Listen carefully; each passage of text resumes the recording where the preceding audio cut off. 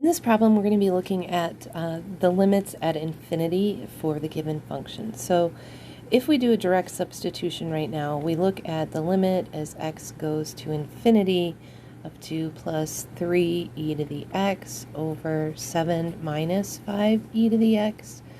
We know that e to the x looks like so. There's a horizontal asymptote at y equals 0. So as x is going to infinity, e to the x is also taking off to infinity.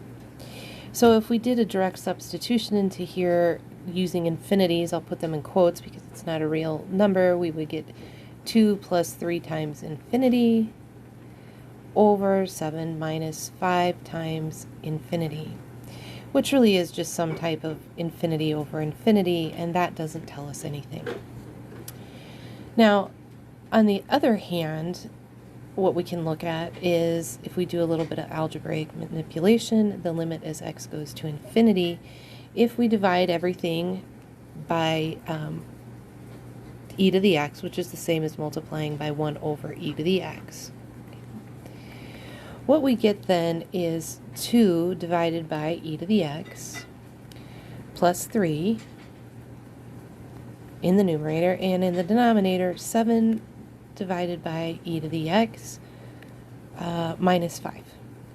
Now if we do a direct substitution, what we'll get is 2 over some type of infinity plus 3 over 7 divided by, again, some type of infinity minus 5. All right.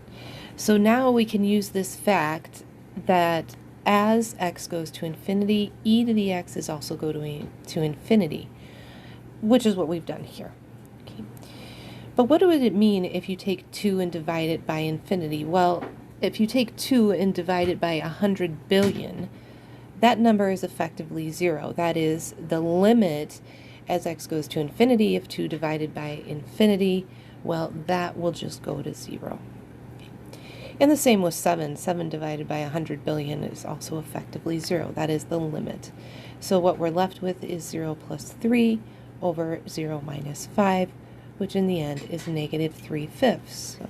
So we can say the limit of our function as x goes to infinity is negative 3/5. Now, there's another way you could do it. You could think about this as doing long division. Let's see, 2 plus 3 e to the x over, let's see, what was it, 7 minus 5 e to the x. So when I do long division, I like to rewrite this so that the dominant terms are first. So 3 e to the x plus 2 over negative 5 e to the x plus 7. Now if you do the long division, we take negative 5 e to the x. That will be on the outside. And then inside we put 3 e to the x plus 2. So when we're doing long division, we take the dominant terms and compare those to one another. And so what we get here is how many times does negative 5 e to the x go into 3 e to the x? And we can simplify this. These e to the x's will cancel, and that will be left with negative 3/5. So when you're doing long division, as soon as you get to a constant, you can stop.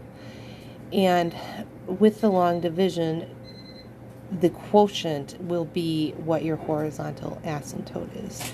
So we have a horizontal asymptote at y is equal to 3/5, which implies the limit of our function as x goes to infinity of f of x is equal to negative 3/5.